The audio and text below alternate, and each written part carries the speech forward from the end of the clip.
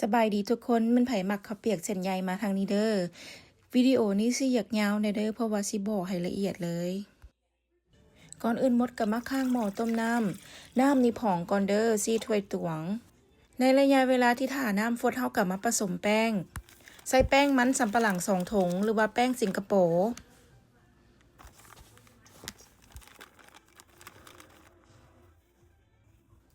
แป้งอเนกประสงค์กาบัวแดง3 ถ้วยตวง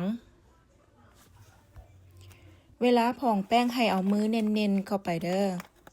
เห็นว่าขอสิได้เบิ่งเน้นๆเข้าไปให้มันได้เต็มถ้วยตวงถ้าบ่เต็มถ้วยตวงแป้งมันก็อาจจะเหลวได้แล้วก็เฮ็ดให้เส้นมันขาดเบิ่งเด้อขอยสิเฮ็ดให้เบิ่งอีกเทื่อนึง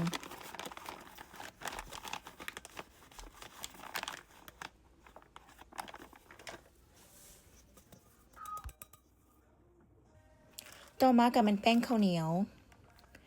ใส่ไป2 บวงกาแฟ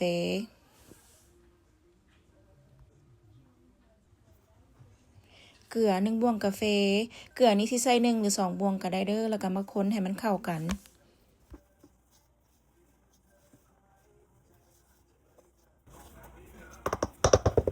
ผสมแป้งแล้วกับพอดีน้ำฝดน้ำนี่ต้องให้มันฝดๆแบบนี้เด้อคันบ่ซั้นเส้นมันสิขาดแล้วก็ไปถอกลงในแป้งเฮา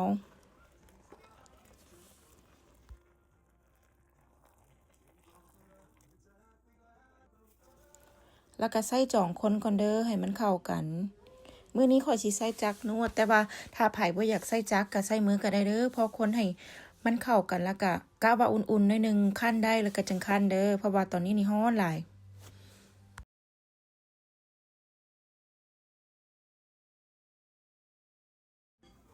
ถ้ามิดข้อยก็สิใส่หัวเป็นตัวนี้ก่อนคนแป้งให้มันเข้ากัน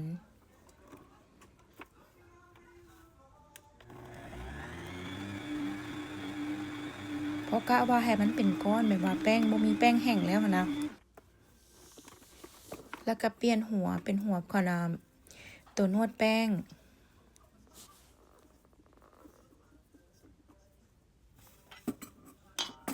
จะเป็นหัวตัวนี้